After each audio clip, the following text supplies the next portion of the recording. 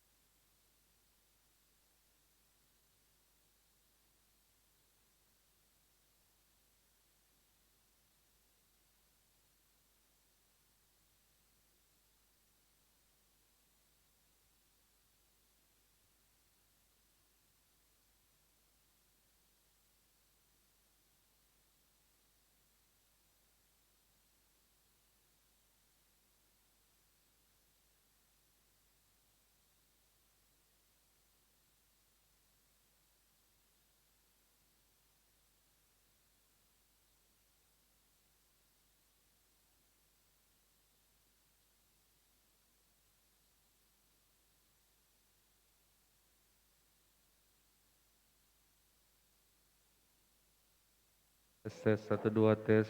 Jelas Cik toh suara biar pakai ini. Tes 1 2 tes. Tes 1 2.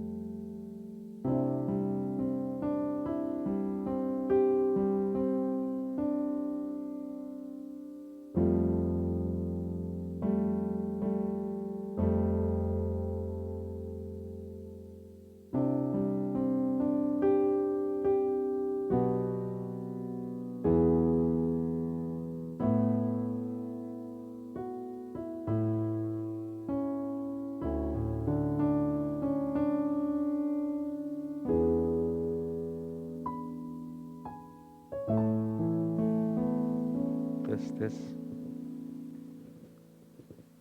Shalom, selamat hari Minggu, saudara sekalian yang baik di dalam gedung gereja dan yang ada di rumah yang mengikuti ibadah dengan Zoom. Warta bacaan ibadah Gemim Kristus Bitung hari Minggu tanggal 1 Agustus tahun 2021. Badan Pekerja Majelis Jemaat mengucapkan selamat hari Minggu dan selamat beribadah kepada seluruh jemaat di rumah masing-masing dan yang hadir di gedung gereja.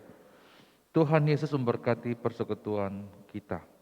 Pertama, BPMJ, Majelis Hamba Tuhan dan Jemaat mengucapkan selamat kepada Saudara Yitro Cornelis Rasubala SSI yang telah menyelesaikan studi dan diwisuda pada tanggal 27 Juli tahun 2021 di Universitas Manado di Tondano. Yang kedua, BPMJ, Majelis Hamba Tuhan dan Jemaat menyampaikan turut berduka cita atas meninggalnya almarhum Bapak Akimura Tamrin atau dengan kita juga kenal dengan nama Ham King Heng, suami Papa Akong Taikong dari keluarga Tamrin Manoi, tutup usia 75 tahun, 1 bulan 14 hari. Meninggal pada hari Selasa, tanggal 27 Juli tahun 2021 dan telah dimakamkan pada tanggal 28 Juli 2021. Tuhan Yesus senantiasa memberi kekuatan dan penghiburan bagi seluruh keluarga yang ditinggalkan. Saat ini saya akan membaca surat dari keluarga Bitung 29 Juli 2021 kepada Badan Pekerja Majelis Jemaat, Pelayan Khusus, Hamba Tuhan, dan seluruh jemaat Gemim Kristus Bitung di tempat. Shalom. Puji dan syukur kami naikkan kepada Tuhan Yesus Kristus karena atas berkat, kasih, dan anugerah-Nya kami berada dalam pertolongan dan lindungan Tuhan. Kami keluarga besar Tamrin Manoi merasakan kekuatan dan penghiburan dari Tuhan Yesus, terlebih lewat doa dan perhatian yang besar bagi kami sekeluarga. Atas dipanggilnya suami, Papa, Akong, Taikong yang terkasih, almarhum Akimura Tamrin atau Ham King Heng pada hari Selasa tanggal 27 Juli tahun 2021 dan sudah dimakamkan pada hari Rabu tanggal 28 Juli 2021 di perkuburan Kalvari. Untuk itu kami keluarga Tamrin Manoi mengucapkan banyak terima kasih kepada yang pertama Badan Pekerja Majelis Jemaat Gemim Kristus Bitung, yang kedua kepada pelayan khusus, yang ketiga kepada hamba-hamba Tuhan, dan keempat ke seluruh jemaat Gemim Kristus Bitung atas segala perhatian, pelayanan, dan doa yang diberikan bagi kami sekeluarga. Kiranya Tuhan Yesus Kristus sumber segala berkat membalas limpah dan memberkati Bapak, Ibu, Saudara-saudari, tugas, kerja, dan pelayanan. Immanuel, salam dan doa keluarga besar Tamrin Manoi. Warta yang ketiga, BPMJ, Majelis Hamba Tuhan dan seluruh jemaat mengucapkan terima kasih serta apresiasi kepada Saudara Christian Dauhan dan Saudari Loisa Muntu atas pelayanan praktek selama 2 bulan di Gemim Kristus Bitung, di mana yang telah berakhir pada tanggal 26 Juli 2021. Tuhan Yesus akan selalu menyertai dan memimpin kelanjutan studi dari kedua saudara ini di STT Saat Malang. Yang keempat, mohon dukungan seluruh jemaat untuk Pendeta Marika Rau yang sedang dirawat di Rumah Sakit Awalui Manado. Tuhan Yesus akan selalu memberi kekuatan kepada Pendeta Marika Rau di dalam masa perawatan ini. Kelima, menindaklanjuti surat edaran Wali Kota Bitung dengan nomor 008-556-WK tentang pemberlakuan pembatasan kegiatan masyarakat atau PPKM berbasis mikro dalam rangka pencegahan dan pengendalian COVID-19 di Kota Bitung. Khususnya, poin 1 yang menyatakan pelaksanaan kegiatan ibadah di masjid, mushola, gereja, pura, dan vihara, serta tempat umum lainnya yang difungsikan sebagai tempat ibadah ditiadakan untuk sementara waktu dan diganti dengan bentuk ibadah daring atau online. Maka perlu disampaikan bahwa gereja akan melaksanakan kebaktian umum, ibadah rayon, ibadah kompelka, persekutuan doa pagi, serta pelayanan perkunjungan kepada jemaat secara online atau virtual hingga tanggal 4 Agustus 2021. Kiranya hal ini menjadi perhatian serta pokok doa dari seluruh jemaat. 6. Bagi jemaat yang akan memberikan persembahan dapat diberikan dengan 2 cara. Pertama, dengan cara mentransfer ke rekening Gemim Krus Bitung untuk Bank Mandiri dengan nomor rekening 150 0010 326 344. Bukti transfer dapat difoto dan dikirim ke WA admin. Untuk gereja dengan nomor 0812 1454 1881 atau WA bendahara 081143 5515. Cara yang kedua adalah persembahan dalam bentuk uang tunai dapat bisa dijemput di rumah berjemaat oleh staf administrasi gereja. Juga dapat diantar langsung ke kantor gereja, serta dapat berkoordinasi dengan majelis rayon dan bendahara jemaat yang disertai bukti tanda terima oleh staf administrasi gereja. Yang ketujuh, persekolahan Nisi Bitung yaitu unit playgroup, TK dan SD masih membuka pendaftaran peserta didik baru untuk tahun ajaran 2021-2022. Berlaku potongan 30% untuk uang pangkal dan SPP serta kuota terbatas. Bagi Bapak, Ibu, Saudara Jemaat Krus Bitung yang kurang mampu akan diberikan harga khusus. Oleh karena itu dimohon untuk menghubungi majelis rayon masing-masing agar supaya mendapatkan rekomendasi yang ditujukan kepada pengurus Yayasan Nisi.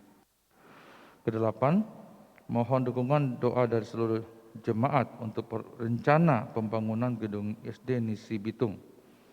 Kiranya Tuhan Yesus senantiasa memberkati dan menyertai Yayasan Nisi untuk lebih menjangkau jiwa-jiwa baru bagi Tuhan. Yang kesembilan, diinformasikan bahwa untuk perkembangan pembangunan aula, pekerjaan atap telah selesai dikerjakan dan saat ini sedang dilakukan pekerjaan pengecoran dinding untuk memaksimalkan kegunaan lantai 3. Mohon dukungan dari seluruh jemaat hingga pekerjaan ini dapat terus selesaikan dengan baik. Yang ke-10, persekutuan doa pagi dilaksanakan setiap hari Sabtu pagi jam 7 WITA dan secara online dengan menggunakan aplikasi Zoom. Link dibagikan lewat grup WA Rayon dan Kompelka. Sangat diharapkan keterlibatan seluruh jemaat. Diucapkan selamat ulang tahun kepada Jemaat Krus Bitung di mana yang berulang tahun pada hari ini tanggal 1 Agustus 2021. Pertama, Ibu Dr. Ellen Riyadi Tumewu. Kedua, Ibu Agnes Dunda Padang. 3, Ibu Maria Wijaya Suparmin. Keempat, Saudari Jessica Leoni Wongkar. 3 Agustus, yang pertama Ibu Ellen Abaloi Limitang. Kedua, Ibu Lam Persetio Chandra. Ketiga, Bapak Syamas Antonius Tampi. Keempat, tanggal 4 Agustus 2021, Adik Gilbert Teofilo Chandra. Tanggal 6 Agustus 2021, Ibu Tinike Marsudi Mapal. 7 Agustus 2021, Ibu Grace Chandra Wagyu dan Adi Angelo Frosa Mark Laratmase. Jemaat Tuhan, mari kita siapkan hati kita untuk beribadah.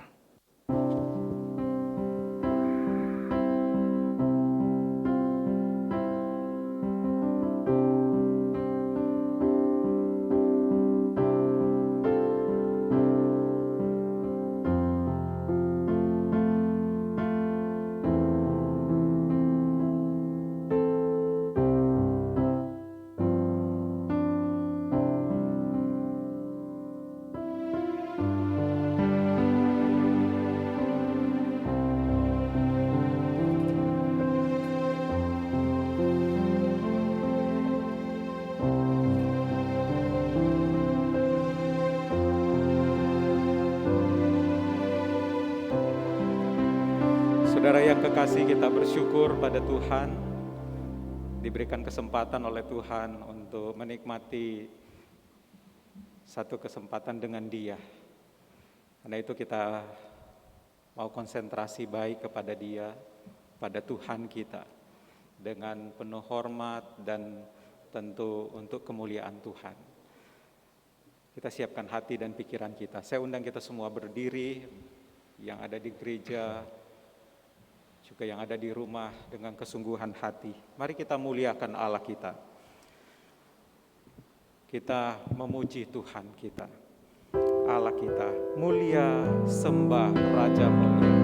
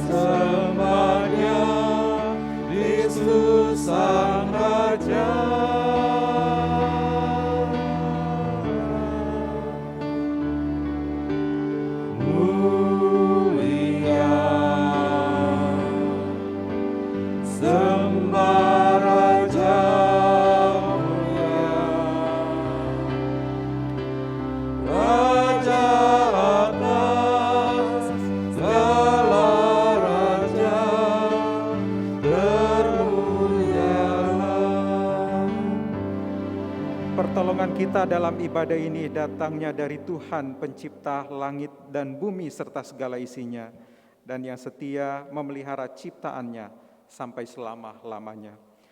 Turunlah atas kita anugerah dan damai sejahtera dari Allah Bapa dan dari Tuhan Yesus Kristus, serta dalam persekutuan dengan Allah Roh Kudus.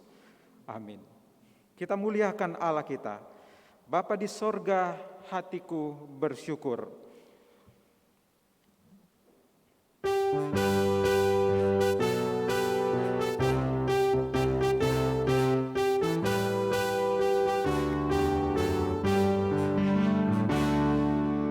Bapakku, hatiku bersyukur. Bapa sorga, hatiku bersyukur. Ku cinta, ku hormat, ku sujud padamu. Bapa sorga, hatiku bersyukur. Tuhan Yesus, Tuhan Yesus, ku mau membesarkanmu. Tuhan Yesus, ku mau agungkanmu.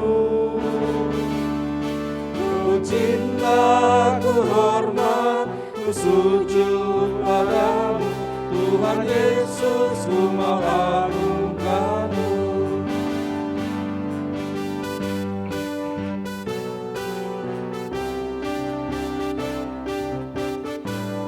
Roh Kudus menghibur hatiku. Roh Kudus menghibur hatiku. Roh Kudus menghibur hatiku. Ku cinta, ku hormat, ku sujud padamu. Roh Kudus menghibur hatiku. Saudara silakan duduk. Allah Tritunggal hadir bersama dengan kita saat ini. Di gereja, juga di rumah. Allah Tritunggal yang berkuasa atas hidup kita, sementara mau mendengarkan kita, memperhatikan kita, bahkan mau menyampaikan sesuatu pada kita. Karena itu kita sungguh-sungguh konsentrasi kepada Dia. Saudara yang kekasih, tema dalam kebaktian pagi ini adalah pelayan yang benar. Nats pembimbing dalam Galatia pasal yang pertama ayat 10. Jadi bagaimana sekarang? Adakah ku cari kesukaan manusia atau kesukaan Allah?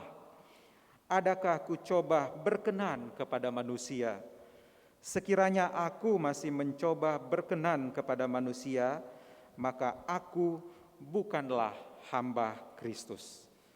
Saudara yang kekasih, pagi ini satu hal yang Tuhan ingin ajarkan pada kita sebagai umat Tuhan, pelayan Tuhan, untuk melihat kepada Dia, fokus terus pada Dia, dan berpusat kepada Yesus.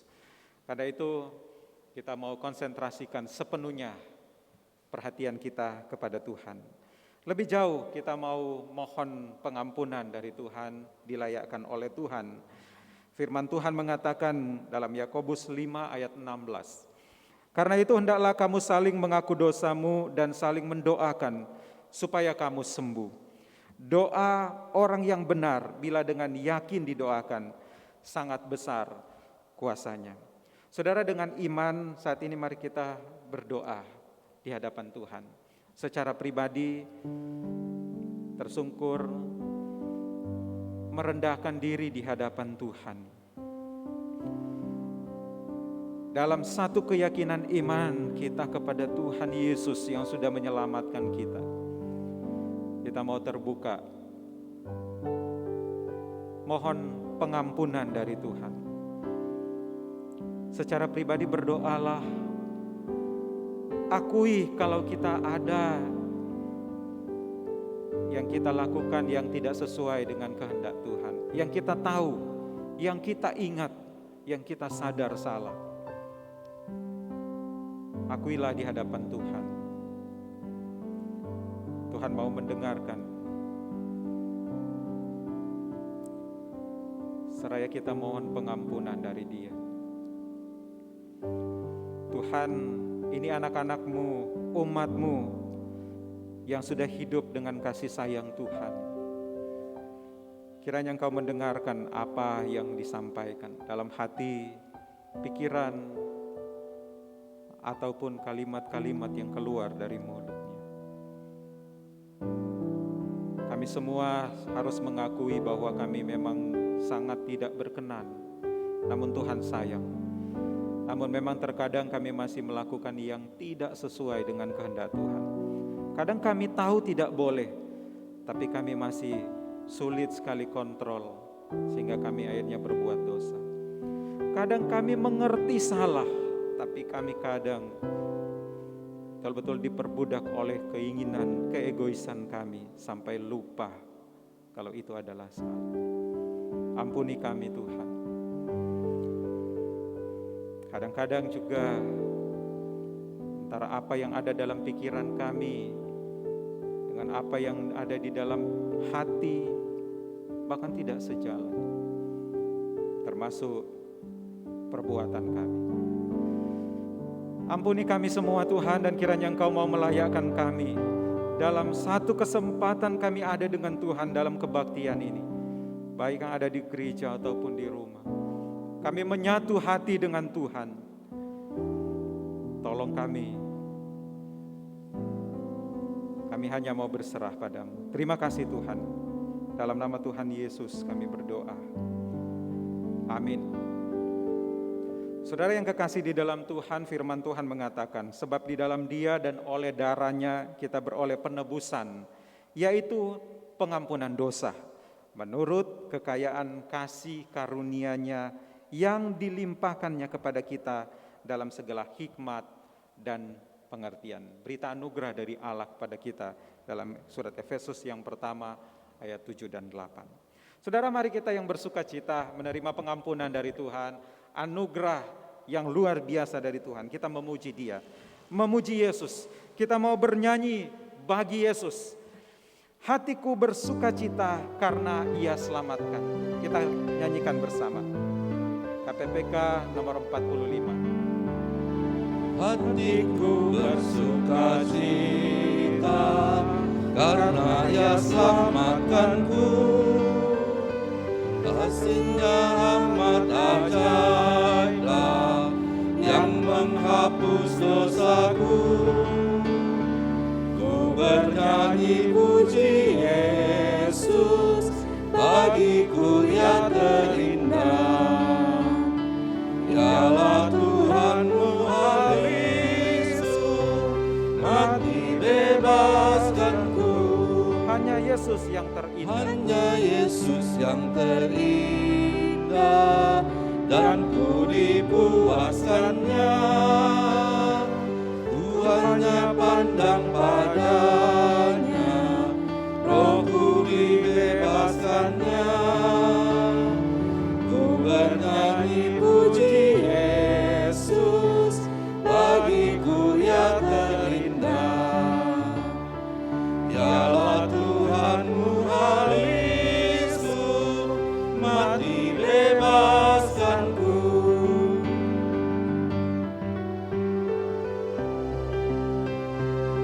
Dengan iman kita katakan, Tuhanku sungguh terindah seindah bunga harum. Tuhanku sungguh terindah, seindah bunga harum.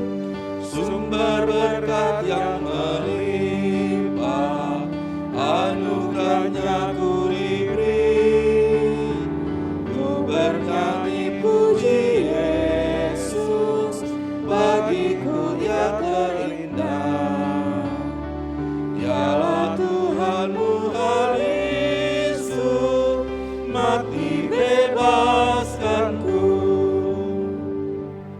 Kita mau memuji Tuhan terus, memuliakan Tuhan, itu harapan Tuhan bagi kita. Dalam semua aspek, kita mau menunjukkan bahwa kita memuji Dia, memuliakan Dia. Karena itu kita menyerahkan hidup kita dibentuk oleh Tuhan, ditatah menjadi lebih baik, jadi seorang anak Tuhan yang sungguh-sungguh mau memuliakan Tuhan. Kita akan membaca merenungkan firman Tuhan. Sebelumnya persiapkan hati kita menyanyikan kidung pujian KPPK 292. Seperti Yesus. Seperti Yesus yang penuh rahmat, yang lemah lembut dan rendah hati, kita ingin dibentuk Tuhan.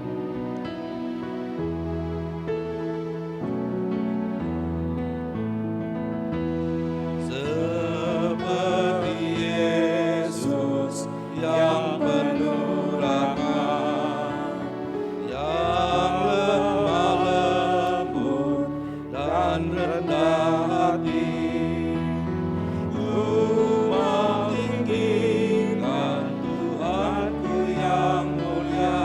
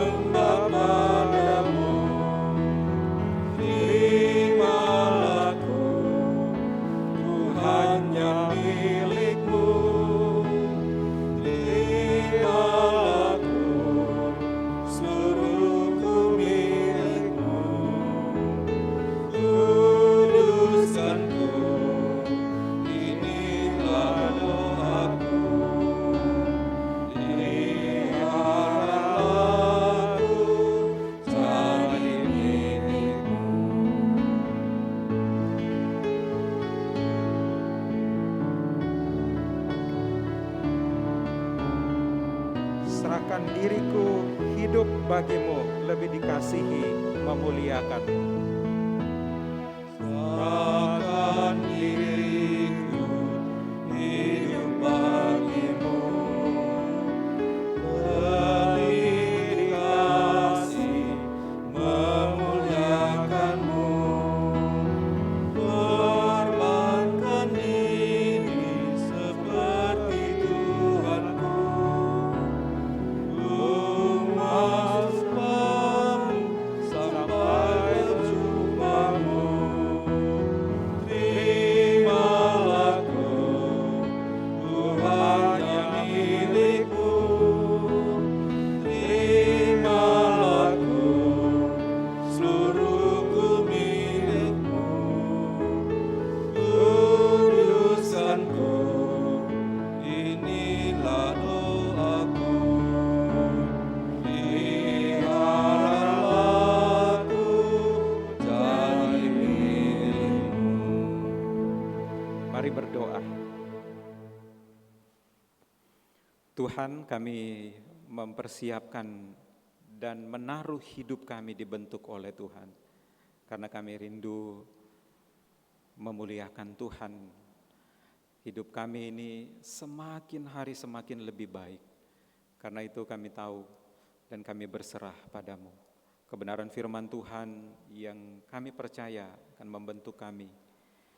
Mohon penerangan, mohon pimpinan Tuhan supaya kami memahami firman dengan baik. Dalam nama Tuhan Yesus kami berdoa. Amin. Bapak Ibu Saudara kasih, kita akan melanjutkan bagian firman Tuhan yang selama ini kita pelajari. Kita melihat apa yang Tuhan inginkan ada pada kita melalui apa yang disampaikan dalam Kisah Para Rasul. Kali ini Kisah Para Rasul pasal yang ketiga, ayat yang ke-11 sampai 26. Kisah Para Rasul pasal yang ketiga, ayat 11 sampai ayat yang ke-26. Mari kita simak dengan baik, saya bacakan. Demikian firman Tuhan. Karena orang itu tetap mengikuti Petrus dan Yohanes, maka seluruh orang banyak yang sangat keheranan itu datang mengerumuni mereka di serambi yang disebut serambi Salomo. Petrus melihat orang banyak itu lalu berkata, "Hai orang-orang Israel, mengapa kamu heran tentang kejadian itu dan mengapa kamu menatap kami seolah-olah kami membuat orang ini berjalan karena kuasa atau kesalehan kami sendiri? Allah Abraham, Ishak dan Yakub, Allah nenek moyang kita telah memuliakan hambanya, yaitu Yesus yang kamu serahkan dan tolak di depan Pilatus, walaupun Pilatus berpendapat bahwa ia harus dilepaskan. Tetapi kamu telah menolak yang kudus dan benar, serta menghendaki seorang pembunuh sebagai hadiahmu. Demikian ia memimpin kepada hidup, demikianlah ia pemimpin kepada hidup telah kamu bunuh. Tetapi Allah telah membangkitkan dia dari antara orang mati, dan tentang hal itu kami adalah saksi. Dan karena kepercayaan dalam nama Yesus, maka nama itu telah menguatkan orang yang kamu lihat dan kamu kenal ini. Dan kepercayaan itu telah memberi kesembuhan kepada orang ini di depan kamu semua. Hai saudara-saudara, aku tahu bahwa kamu telah berbuat demikian karena ketidaktahuan, sama seperti semua pemimpin kamu. Tetapi dengan jalan demikian Allah telah menggenapi apa yang telah difirmankannya dahulu dengan perantaraan nabi-nabinya, yaitu bahwa Mesias yang diutusnya harus menderita. Ayat 19. Karena itu sadarlah dan bertobatlah supaya dosamu dihapuskan, agar Tuhan mendatangkan waktu kelegaan dan mengutus Yesus yang dari semula diuntukkan bagimu sebagai Kristus. Kristus itu harus tinggal di sorga sampai waktu pemulihan segala sesuatu. seperti yang difirmankan Allah dengan perantara nabi-nabinya yang kudus di zaman dahulu. Bukankah telah dikatakan Musa, Tuhan Allah akan membangkitkan bagimu seorang nabi dari antara saudara-saudaramu, sama seperti aku. Dengarkanlah dia dalam segala sesuatu yang akan dikatakannya kepadamu. Dan akan terjadi bahwa semua orang yang tidak mendengarkan nabi itu akan dibasmi dari umat kita. Dan semua nabi yang pernah berbicara mulai dari Samuel dan sesudah dia telah bernubuat tentang zaman ini. Kamulah yang mewarisi nubuat-nubuat itu dan mendapat bagian dalam perjanjian yang telah diadakan Allah dengan nenek moyang kita ketika ia berfirman kepada Abraham, oleh keturunanmu semua bangsa di muka bumi akan diberkati, dan bagi kamulah pertama-tama Allah membangkitkan hambanya dan mengutusnya kepada kamu, supaya ia memberkati kamu dengan memimpin kamu masing-masing kembali dari segala kejahatanmu. Demikian firman Tuhan. Yang berbahagia, bersukacita adalah yang mau mendengar, mempelajari firman dengan baik, dan bahkan yang melakukan firman Tuhan. Saudara yang kekasih di dalam Tuhan, Bill Cosby, mungkin kalau yang usia-usia tua tahu dia. Bill Cosby sekarang 83 tahun, beberapa waktu lalu baru dibebaskan dari penjara di Amerika. Bill Cosby adalah seorang pelawak, komedian yang sangat terkenal di tahun 1980-an dan awal 90-an di Amerika dan di seluruh dunia.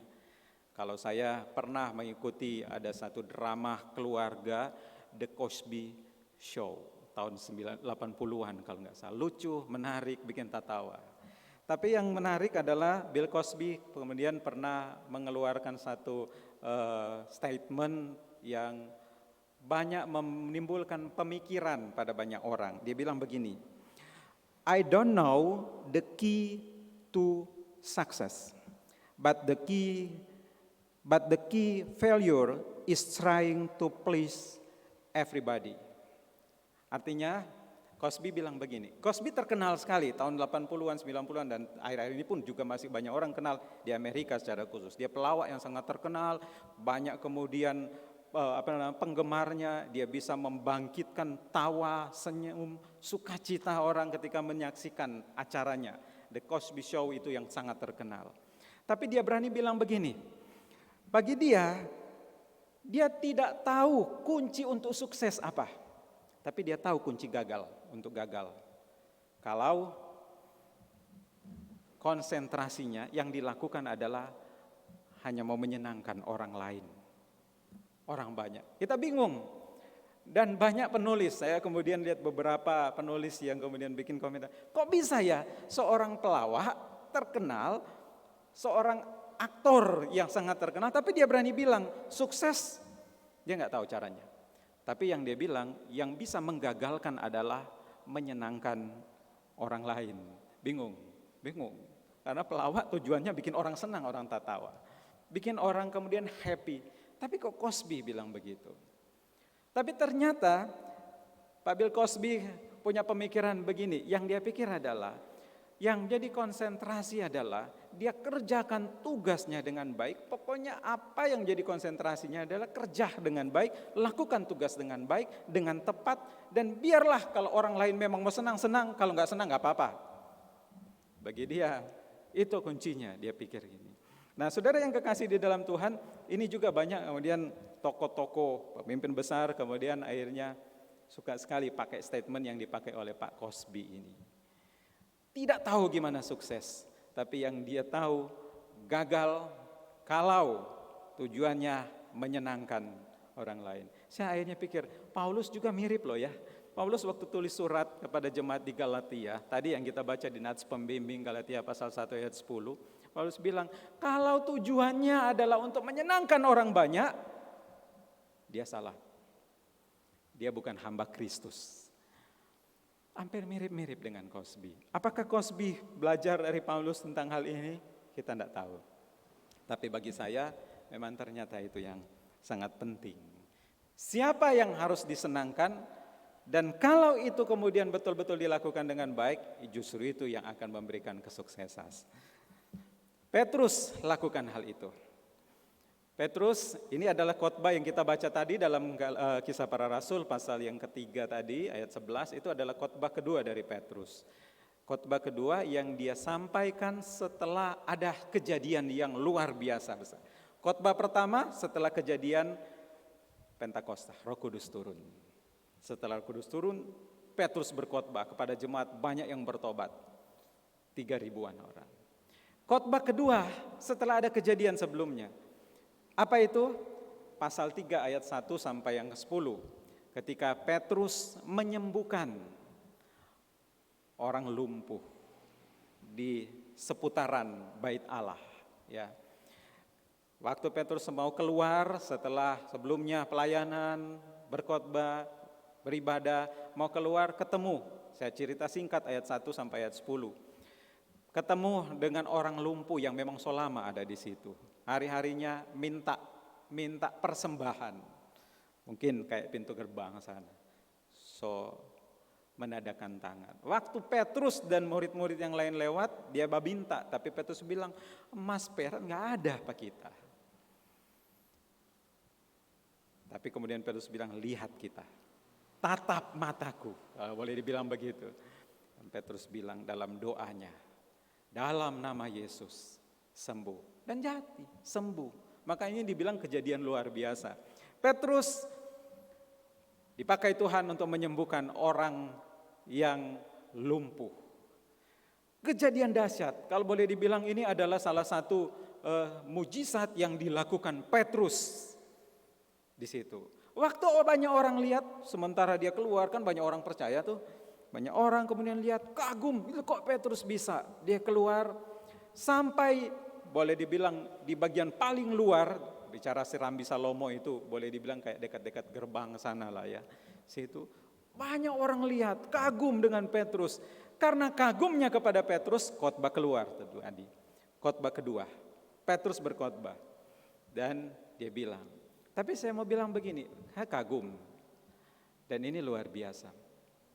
Waktu Petrus lihat banyak orang kagum dengan dia kemudian boleh bahasa kasarnya dia bilang, dia tolak, jangan saya yang dikagumi, bukan saya kok. Makanya di ayat yang ke-11, ya di ayat 11 saya bacakan lagi. Karena orang itu tetap mengikuti Petrus dan Yohanes, maka seluruh orang banyak yang sangat keheranan itu datang mengerumuni dia, mengerumuni mereka di serambi yang disebut Serambi Salomo. Petrus ayat 12 melihat orang banyak itu lalu berkata, hai orang Israel, mengapa kamu heran tentang kejadian itu dan mengapa kamu menatap kami seolah-olah kami yang membuat orang ini bisa berjalan karena kuasa atau kesalehan kami sendiri. Petrus luar biasa rendah hati, dia bilang, jangan salah, bukan kita yang menyembuhkan orang lumpuh itu. Siapa? Dan ini terjadi perubahan besar dalam khotbah Petrus. Khotbah pembukaan Petrus adalah dia bilang, jangan ngoni pikir kita yang sembuhkan orang yang lumpuh itu. Bukan karena kita punya kuasa, bukan karena kita saleh, rohani, bukan. Petrus mulai robah semuanya. Saudara, robah dengan apa? Dengan isi khotbahnya. Isi khotbahnya apa? Yesus. Makanya di ayat 12 dan seterusnya sampai akhir di ayat yang ke-26 isinya tentang Kristus. Nah, saudaraku yang kekasih di dalam Tuhan, satu hal yang prinsip dan bagi saya pelajaran berharga, peringatan bahwa untuk bisa melakukan sesuatu, bahkan untuk bisa menyampaikan sesuatu, semuanya karena siapa? Kristus, Allah. Bukan karena kita. Bukan karena kemampuan, kalau Petrus pakai bahasa yang dia bilang, bukan karena kerohaniannya dia, kesalehannya dia, bukan. Bukan juga karena kuasa yang dia punya, bukan. Bukan juga karena kepintaran yang dia punya. tapi Kristus.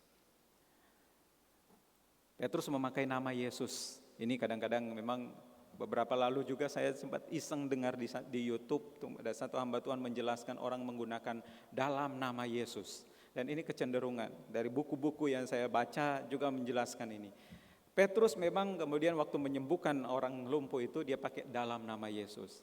Tapi ada kecenderungan yang sering terjadi, itu dijadikan mantra. Ya, orang pikir itu mantra untuk bisa sembuh. Enggak, salah. Semuanya tidak percaya itu sebagai satu mantra. Karena apa? Petrus ketika proses penyembuhan dia pakai nama Yesus, tapi itu mau menunjukkan siapa dia sesungguhnya, dan itu kemudian mau mengajarkan kepada orang yang disembuhkan itu bagaimana harusnya memandang mana siapa? Kristus. Jadi Petrus waktu pakai dalam nama Yesus sembuh bukan mantra, bukan kalimat ajaib, bukan. Tapi itu adalah satu ungkapan iman dari Petrus ketika dia mau, boleh dibilang memohon, meminta, mendoakan yang mau disembuhkan itu. Tapi itu juga mau menunjukkan harapan seperti yang Yesus waktu dia menyembuhkan orang-orang adalah selalu berhubungan juga dengan iman dari orang yang disembuhkan. Makanya banyak kemudian percaya, dan saya juga percaya bahwa frasa atau kalimat lah yang orang pakai dalam nama Yesus. Apakah itu untuk berdoa, apakah itu untuk apalah ya yang sering dipakai. Jangan salah, itu bukan mantra. Petrus pakai bukan sebagai mantra, tapi itu ungkapan iman dari Petrus, murid Yesus. Dan diharapkan itu juga jadi iman. Makanya orang yang disembuhkan itu puji Tuhan. Dia senang sekali bisa berjalan, dia lompat-lompat sana kemari. Tapi yang di ujungnya sudah dia bilang dia memuji Tuhan. Nah saudara yang kekasih, Petrus seorang pengkhotbah luar biasa menurut saya. Pengkhotbah pertama ada 3.000 orang yang bertobat. Tapi siapa yang kerjakan? Roh Kudus. Petrus cuma bisa menyampaikan apa yang sesungguhnya memang harus disampaikan. Ini pun yang dia lakukan itu. Ketika menyembuhkan, ada seorang lumpuh disembuhkan, kuasa siapa? Yesus. Dan Petrus dengan rendah hati dia bilang, bukan saya, yang sembuhkan dia adalah Yesus. Nah saudara yang kekasih di dalam Tuhan, sekali lagi ini pelajaran untuk saya. Tapi juga saya berharap ini jadi pelajaran pada kita semua, para pelayan Tuhan.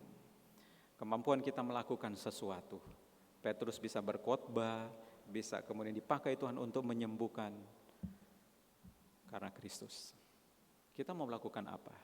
Banyak pelayanan yang kita kerjakan, betul kita memang dipakai, tapi keberhasilannya karena Kristus. Bagi saya ini penting, sampai tadi saya terus bergumul, kalau saya mau menyampaikan firman Tuhan, sampaikan firman. Kehendak Tuhan. Kalau saya bisa lakukan, bukan karena pintar saya mempersiapkan diri, bukan. Bukan karena pintar saya bisa baca banyak buku, bukan. Yesus yang pakai. Dia bukakan, ini buku yang wajib, bagus kamu baca loh. Ini buku yang melengkapi, kamu buka firman Tuhan ini. Saya sangat percaya Yesus lakukan hal itu. Allah lakukan itu. Sampai bisa lakukan. Nah demikian juga ini hal yang pertama untuk kita. Petrus, tapi juga kita pelayan Tuhan. Ingat terus, Yesus. Semuanya karena Yesus. Makanya yang harus dilakukan, karena kepercayaan Petrus, Yohanes, murid-murid yang lain. Dan harusnya karena kepercayaan kita, yang dilakukan adalah untuk Yesus. Yang disaksikan adalah untuk tentang Yesus. Itulah yang Petrus sampaikan. Dalam khotbahnya, dalam khotbah yang Petrus sampaikan, khotbah kedua yang dia sampaikan, isinya Yesus. Memang kalau dibagi dua garis besar dari isi khotbah dari Petrus, kita sedikit mencoba sedikit menjelaskan apa sih sebenarnya isi khotbah Petrus dibagi dua besar. Ya, pada jemaat Tuhan, kalau kita bilang bukan di dalam gereja tapi di pinggir, di luar. Pertama, dia khotbahkan tentang kesalahan-kesalahan umat Israel. Makanya Petrus bilang, tunggu, bukan kita yang punya kuasa, bukan kita yang menyembuhkan, tapi dia langsung beralih topiknya. Dia bilang, ngoni yang so siksa, so hina, so menyangkali Yesus, kamu so jual, kamu lebih suka Barnabas, si penjahat itu, daripada Yesus yang benar itu. Kamu bahkan bersama pemimpin, kamu hukum mati Yesus, hamba Allah itu. Dia kasih ingat.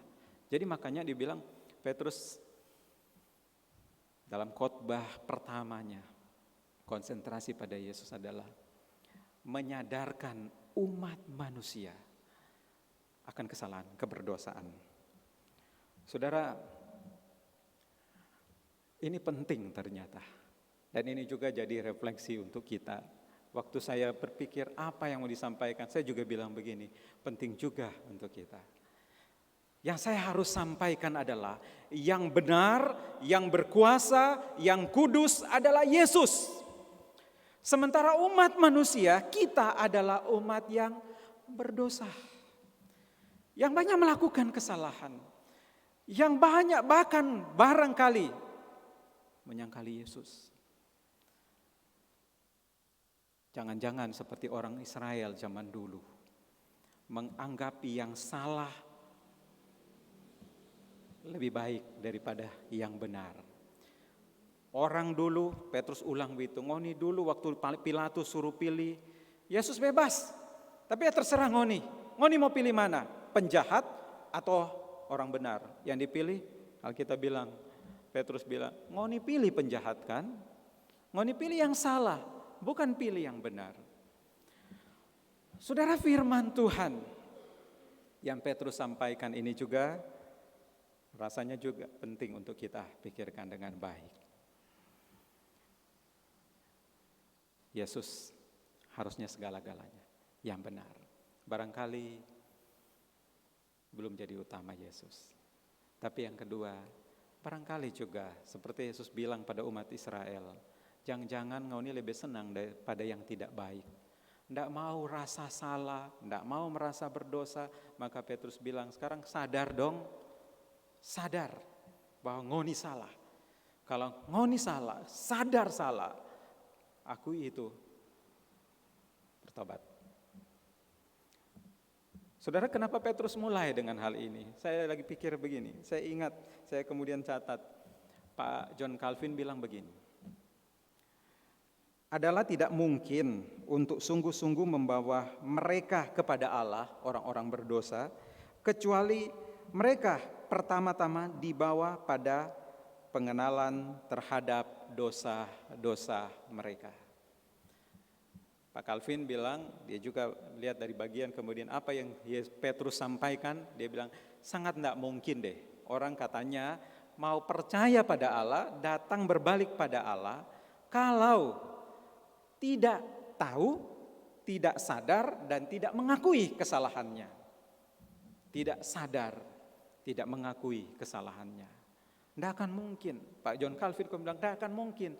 Kalau orang kemudian akhirnya terus menutup segala kesalahannya, kesadaran akan kebersalahannya itu tidak ada, tidak akan mungkin percaya. Pak Calvin bilang. Dan saya pikir ketika Petrus juga sampaikan tentang hal ini, keberdosaan umat Israel, dia mau bikin supaya betul-betul bertobat. Nah, saudara yang kasih di dalam Tuhan, ini yang juga mari kita pikirkan bersama. Sebagai pelayan, sebagai umat Tuhan, milik Tuhan, oleh Tuhan. Tapi untuk bisa betul-betul semakin lebih baik lagi, ada bersama dengan Tuhan, menyatu dengan Tuhan, dan betul-betul murni dengan Tuhan. Mari mulai sadari betul kalau memang saya salah. Kalau Petrus bilang kepada umat Israel, ngoni nyak percaya sungguh-sungguh pada Tuhan, bahkan ngoni sebanyak sekali lakukan kesalahan. Kalau yang lain kemudian berteriak salibkan Yesus, kalau yang lain macam-macam lakukan, bahkan ada yang mungkin di antara orang-orang yang ada waktu itu meludahi Yesus, mungkin saja. Tidak sadari akan sungguh-sungguh.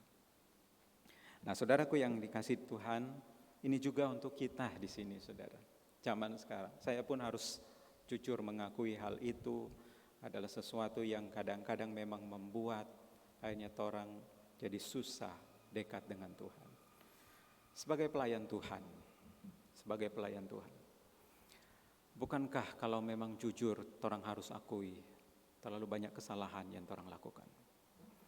Bahkan mungkin terlalu banyak yang dilakukan tidak sesuai kehendak Tuhan Yesus. Bahkan mungkin bukan menyenangkan hati Yesus. Semua itu terbawa karena apa? Karena egoisnya.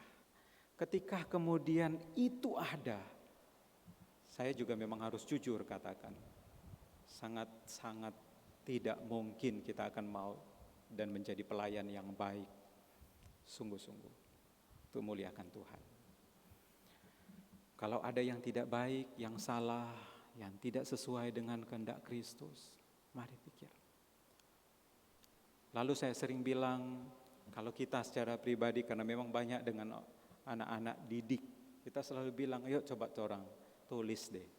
Lalu di kelas kita suruh catat, bikin 2 kolom. Kolom 1 kebaikan yang orang lakukan selama minggu ini. Kolom 2 sebagian yang orang lakukan yang tidak berkenan, yang salah, yang tidak baik. Saudara, kalau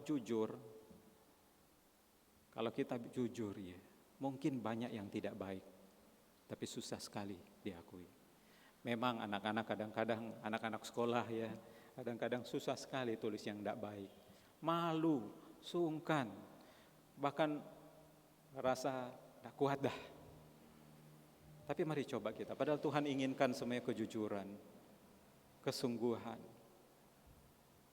Kalau salah, diakui salah, justru ini akan membentuk kita menjadi pribadi yang semakin lebih baik. Kalau salah, tidak berani diakui, justru akan membuat kita semakin jadi tidak baik, jauh dari Tuhan.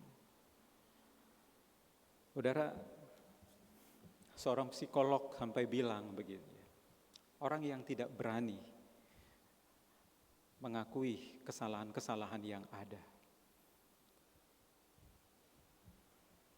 kemungkinan memang karena ada kesalahan kepribadian, kerendahan kepribadian.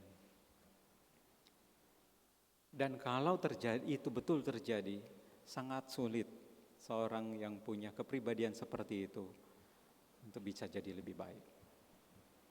Nah, saudara yang kekasih di dalam Tuhan, Petrus dan Allah juga lakukan hal itu. Menyadarkan akan kesalahan kita kalau salah. Rasanya tidak ada salahnya kok ya. Setiap pagi kalau boleh, setiap malam. Kita sampai berpikir itu, gara-gara renung firman Tuhan ini sampai berpikir. Setiap malam bangun pagi berdoa, jalani aktivitas sehari-hari, malam sebelum tidur bikin kolom 2 tulis. Hari ini kebaikan apa yang kita bikin, Kang? Apa? Baru kolom yang kedua, apa yang salah, yang tidak benar, yang tidak baik, yang menyimpang. Kalau itu sering dilakukan, hari Senin seperti itu, wah masih banyak kolom tidak baik. Hari Selasa mulai berkurang kolom tidak baik. Hari Rabu mulai berkurang kolom tidak baik. Dan itu akan terjadi. Saudara, seorang anak kecil ketika tanya pada papanya, dia bilang begini, Pak bisa enggak dalam 1 bulan orang Kristen itu tidak melakukan dosa, tidak melakukan kesalahan. Papanya yang adalah seorang pelayan bilang, oh enggak mungkin, masih mungkin. Anak itu penasaran, dia bilang, kalau 1 minggu bisa enggak ada seorang orang Kristen, pengikut Kristus enggak melakukan kesalahan. Papanya juga masih over pede, percaya, oh enggak mungkin, masih mungkin. Anak itu penasaran juga. 1 minggu enggak bisa. Oke, kalau 1 hari Pak. Papanya mulai berpikir, 1 hari iya. Mungkin bisa.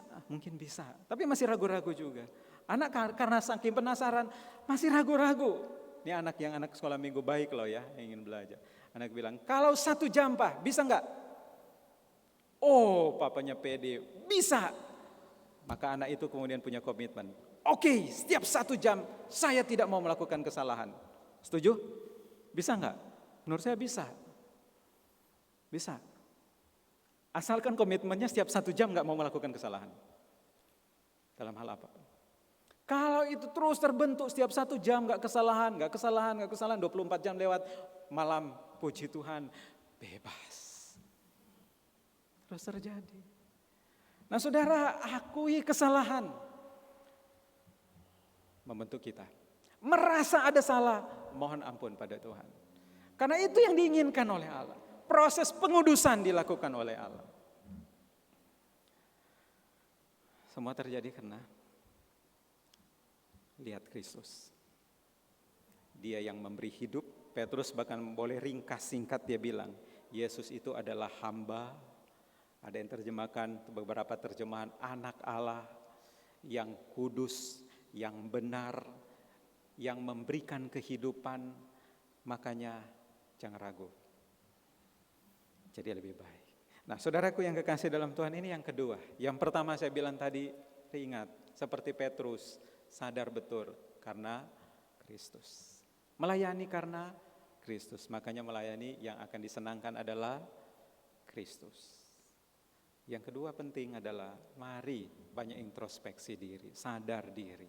Seperti Petrus khotbahkan kepada umat Israel supaya sadar diri, salah.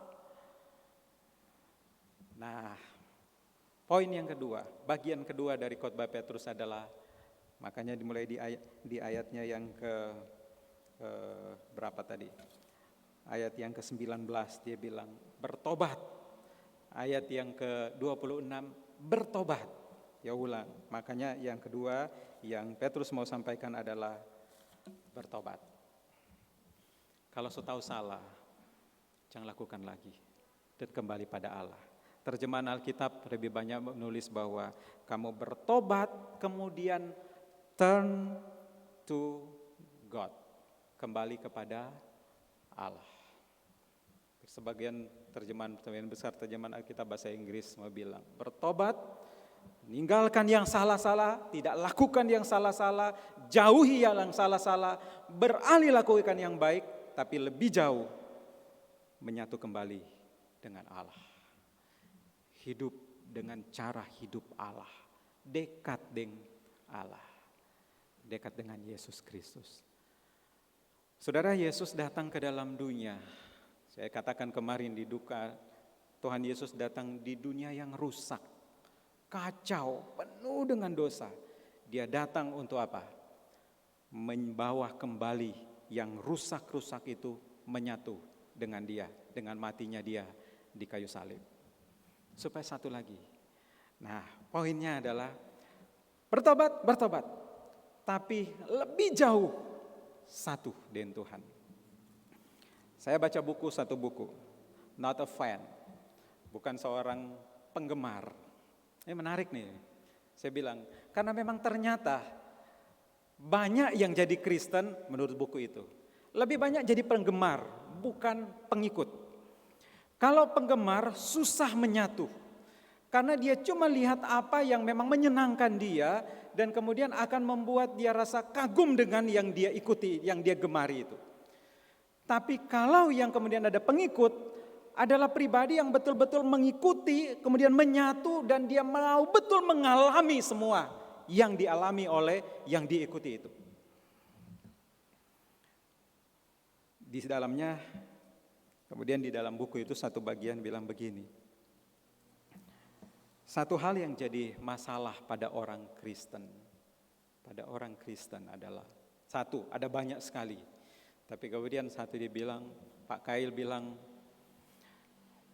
yang banyak pada orang Kristen lebih cenderung jadi penggemar yang bisa menyenangkan saya karena saya lagi senang, lagi suka, lagi happy. Tapi satu waktu ketika down yang digemari ini sudah tidak ada apa-apanya, ganti yang mau digemari siapa. Gak ada kesatuan. Nah, supaya akhirnya tidak terjebak jadi seorang penggemar tapi jadi pengikut, harus kemudian dipikirkan dengan baik. Dan ini bagi saya betul, saya juga pikirkan dengan baik. Kalau saya mengambil keputusan, saya percaya kepada Yesus, mau dibawa kemana? Mau jadi seperti apa? Kalau kita tahu bahwa, dan kita ambil keputusan bahwa saya jadi pengikut Kristus, mau jadi seperti apa dan hubungan ini mau dibawa kemana, ini akan menjadi satu pendorong kita untuk betul-betul menghormati Dia. Menyatu betul-betul dengan Kristus, dengan Allah. Sehingga gak ada satu kesempatan pun yang akan kita sia-siakan dan kita buat sepertinya kita tidak menghormati Allah. Sepertinya kita tidak mencintai Allah. Karena kita akan tetap mau satu dengan Dia. Nah, pertobatan yang Petrus dan Allah mau sampaikan adalah tinggalkan dosa, dekat dengan Allah. Satu dengan Allah. Makanya ini akan memunculkan satu keinginan untuk terus sama-sama dengan Dia, bersekutu dengan Dia, berdoa, menyatu dengan Dia, dan yang lebih jauh lagi, meneladani apa yang diinginkan oleh Allah. Saudara, banyak hal yang sangat penting untuk kita jadi seperti Allah, banyak hal. Tapi hal yang paling urgent adalah tentu bukan cuma pengetahuan kita tentang Allah, tapi sikap perilaku kita yang harus sejalan dengan Kristus. Saya suka kemarin baca buku yang dipakai KTB ya dari evangelis. Ada satu yang kemudian memberi pesan penting bagi kita, ulang-ulang dan bahkan kita tulis di sini. Kita tulis bagian di HP, kita pegang-pegang, kita baca terus. Yang Mark Twain bilang, ya waktu orang diskusi, kita sampai bikin terus kita bagi di grup KTB-nya orang. Pergumulan dari Pak Twain, dia bilang begini, bagi dia yang jadi pergumulan bukan apa yang dia tidak tahu tentang Allah, tapi apa yang dia tahu. Tahu maksudnya ya? Kalau baca terus di buku itu, dia bilang begini, yang jadi pergumulan adalah termasuk bagi hamba Tuhan, bagi saya, bukan banyak yang kita tidak tahu. Iya memang itu tetap pergumulan, tapi bukan itu yang utama. Dan jadi teguran untuk saya. Justru yang jadi pergumulan, banyak yang kita tahu, tapi nggak dilakukan. Itu pergumulan. Pak Mark Twain bilang begitu. Saya bilang, sama umat Kristen banyak yang tahu, bukan? Dari kecil, dari sekolah minggu, so banyak belajar. Remaja so banyak belajar. Pemuda banyak belajar. Sekarang pun terus belajar. Banyak yang tahu. Tapi apakah yang jadi pergumulan adalah seperti Pak Twain bilang. Bagi dia yang pergumulan adalah dia so tahu, mari dia tidak lakukan. Dan itu teguran besar. Nah saudara, dekat dengan Tuhan, nyatu dengan Tuhan, tapi kemudian melakukan yang Tuhan mau. Sebaiknya yang Tuhan tahu, jangan salah. Orang so tahu kalau berkata yang tidak baik, menghina, salah, tapi masih menghina. Hati-hati. Harus jadi pergumulan. Orang so tahu bohong, salah, tapi masih mau bohong. Hati-hati. Pergumulan. Orang so tahu tidak jujur, salah. Orang so tahu menyia-nyiakan waktu dengan Tuhan, salah. Tapi kalau tidak, masih terus lakukan, nah ini pergumulan. Orang so tahu lagi sementara ada dalam satu waktu dengan Tuhan, harusnya hormat pada Tuhan. Kalau tidak hormat, salah, tapi masih melanggar. Orang so tahu jadi matetes, jadi murid Tuhan, harus belajar, tapi tidak dilakukan. Pergumulan. Saudara murid Tuhan, pengikut Tuhan yang baik, kita tahu apa yang penting. Mudah-mudahan bagian firman Tuhan di hari ini boleh kita ingat dengan baik. Sebagai pelayan Tuhan, sebagai pengikut Kristus, jangan sia-siakan. Dan jangan kejar kesenangan diri. Kristus yang utama. Melalui apa? Melalui apa yang bisa kita lakukan. Tuhan memberkati kita. Mari kita berdoa. Ya Tuhan, terima kasih firman-Mu boleh mengingatkan kami. Kami tahu kesempatan belajar firman ini tentu ada maksud besar dari Tuhan. Baik bagi kami yang ada di gereja, bagi hamba yang menyampaikan firman Tuhan, bagi umat Tuhan, jemaat Tuhan yang ada di rumah. Tuhan sementara mau membentuk kami jadi pribadi yang sungguh-sungguh hidup di dalam Tuhan, memuliakan Tuhan, menyenangkan Tuhan Yesus dengan menyaksikan hidup yang benar. Terima kasih Tuhan, terima kasih. Mohon Tuhan terus membentuk kami. Kami berserah hanya kepadamu. Dalam nama Tuhan Yesus kami berdoa. Amin. Bapak Ibu Saudara yang kekasih dalam Tuhan, saya undang kita semua berdiri di hadapan Tuhan. Kita mau mengaku iman kita. Kita ucapkan pengakuan iman rasuli sesuai dengan keyakinan, kesungguhan, dan hormat pada Tuhan. Baik yang ada di gereja maupun di rumah, bersama-sama kita ucapkan pengakuan iman rasuli. Aku percaya kepada Allah, Bapa yang Maha Kuasa, Khalik langit dan bumi, dan kepada Yesus Kristus, anaknya yang tunggal Tuhan kita, yang dikandung dari Roh Kudus, lahir dari anak darah Maria, yang menderita sengsara di bawah pemerintahan Pontius Pilatus, disalibkan, mati dan dikuburkan, turun ke dalam kerajaan maut. Pada hari yang ketiga bangkit pula dari antara orang mati, naik ke surga, duduk di sebelah kanan Allah Bapa yang Maha Kuasa. Dan dari sana Ia akan datang untuk menghakimi orang yang hidup dan yang mati. Aku percaya kepada Roh Kudus, gereja yang kudus dan am, persekutuan orang kudus, pengampunan dosa, kebangkitan tubuh, dan hidup yang kekal. Amin. Silakan duduk. Saudara, kita mau menyenangkan Tuhan, bukan? Kita mau memuliakan Dia dalam semua bagian. Tapi juga kita mau menyenangkan Tuhan melalui pelayanan-pelayanan di gereja. Karena itu saat ini kita akan memberikan yang terbaik kepada Tuhan, supaya persembahan wujud satu bagian. Kita mau menyenangkan dan memuliakan Tuhan. Sambil memberikan persembahan, kita menyanyikan kidung pujian Yesus segala-galanya, KPPK 209.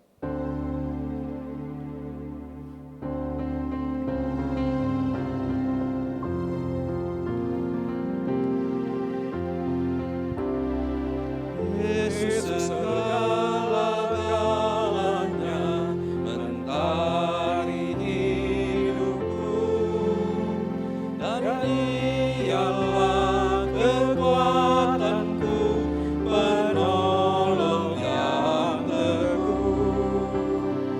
Saat susah dan berkesah, Dia selalu menghiburku.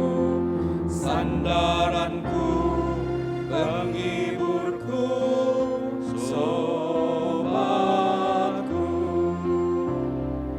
Yesus segala-galanya, kawanku abadi.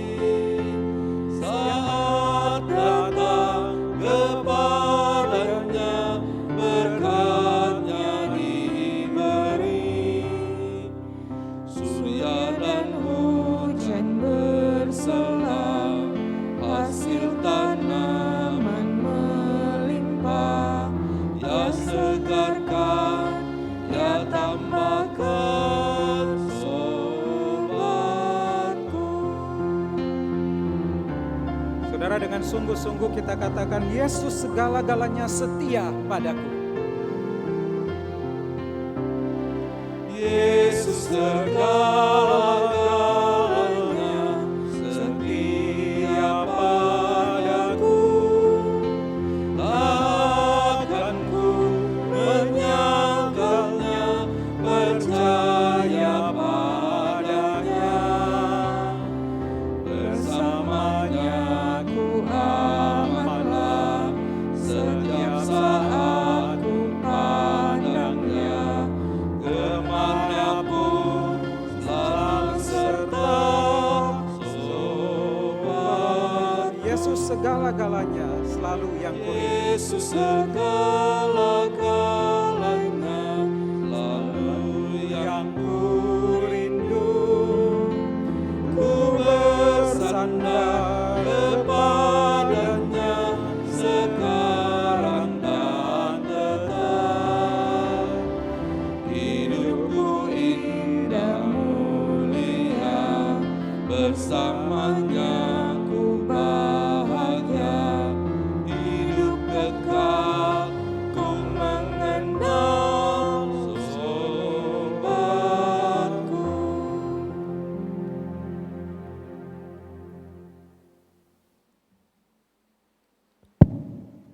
Mari berdoa.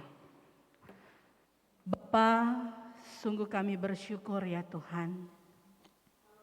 Dah sampai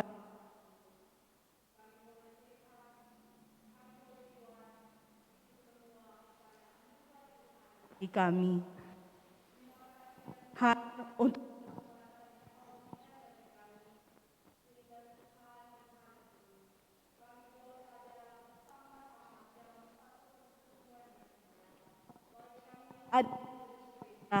baik kami yang beribadah secara online dari rumah.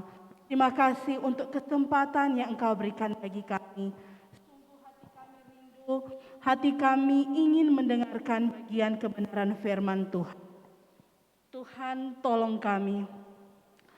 Terima kasih untuk bagian firman Tuhan yang boleh memberkati kami semua. Biar kiranya Tuhan, firman Tuhan ini, kami boleh tetap bertumbuh di dalam Tuhan. Kami boleh semakin mengenal Tuhan. Kami boleh ditegur dengan bagian firman Tuhan. Apapun kami, di bagian apapun kami, dalam tugas kerja pelayanan kami boleh tetap melayani Tuhan dengan benar dan bahkan boleh menyenangkan hati Tuhan. Tuhan berkati hamba firman-Mu, Evangelis Okta, di dalam tugas pelayanannya bersama dengan keluarganya. Tuhan memberkati. Ya Bapa di dalam surga, kami juga Tuhan berdoa bagi bangsa kami ini ya Tuhan. Di tengah-tengah pandemi yang melanda di seluruh dunia ini, bangsa kami Indonesia, kota kami secara khususnya, Tuhan biar kiranya Tuhan melindungi kami semua. Tuhan yang memegari dengan kasih kuasa Tuhan, agar supaya Tuhan kami boleh tetap sehat. Tuhan menjaga kami, biar kami boleh dijauhkan dari setiap virus yang berbahaya ini. Dan tak lupa juga Tuhan kami berdoa bagi setiap saudara kami yang saat ini Tuhan sedang sakit. Baik mereka yang sakit yang berada di rumah, yang maupun berada di rumah sakit. Baik mereka yang terpapar virus ini Tuhan. Tuhan Engkau jamah mereka. Engkau lihat apa yang mereka rasakan Tuhan. Engkau pulihkan mereka. Biar ada sukacita di tengah-tengah kesesakan yang mereka hadapi. Biar mereka boleh tetap terus berharap hanya kepada Ya-Mu Tuhan. Tuhan menolong memberkati jemaat kami ya Tuhan. Tuhan berkati juga kami semua Tuhan. Kami bersyukur mungkin ada setiap jemaat kami yang boleh bersukacita, bersyukur ya Tuhan dengan apa yang boleh mereka alami. Dan hari ini Tuhan ada beberapa jemaat kami yang bersyukur dengan ketambahan 1 tahun usia yang Tuhan berikan kepada mereka. Kami bersyukur bersama dengan Ibu Dr. Ellen Riyadi Tumewu, Ibu Agnes Dunda Padang, Ibu Maria Wijaya Suparmin, Saudari Jessica Wongkar. Tuhan memberkati mereka dengan 1 tahun usia yang Tuhan anugerahkan di hari ini. Terima kasih Tuhan untuk kesehatan, kekuatan umur panjang Tuhan berikan bagi mereka. Biar juga Tuhan mereka tak lupa mengucap syukur kepada Tuhan Sang Pemberi hidup ini.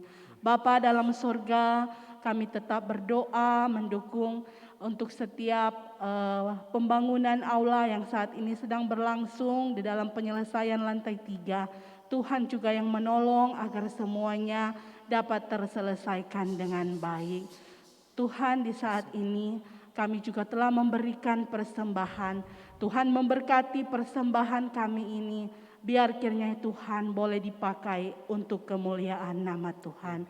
Terima kasih Tuhan, ini doa kami. Ini syukur kami. Di dalam nama Tuhan Yesus kami berdoa. Amin.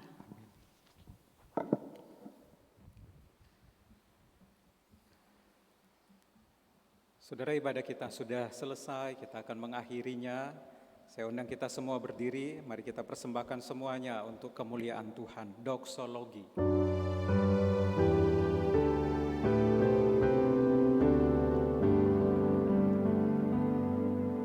Puji Allah Bapa Putra, puji Allah Roh Kudus, ketiganya yang esa. Pohon selamat sumber berkah.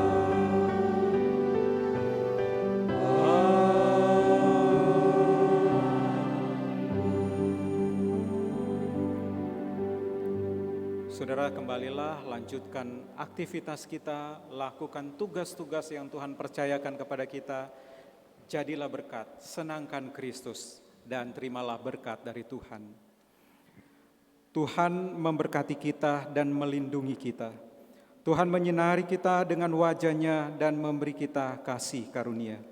Tuhan menghadapkan wajah-Nya kepada kita dan memberi kita damai sejahtera dari sekarang ini, bahkan sampai selama-lamanya. Amin.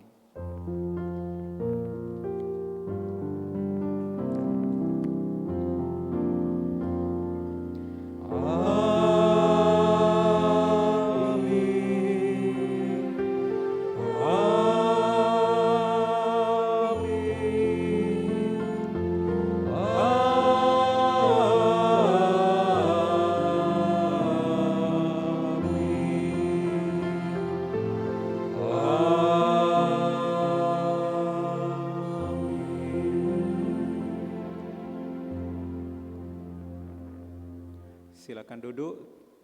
Tuhan memberkati kita. Selamat hari Minggu, selamat melakukan seluruh aktivitas semuanya untuk kemuliaan Tuhan.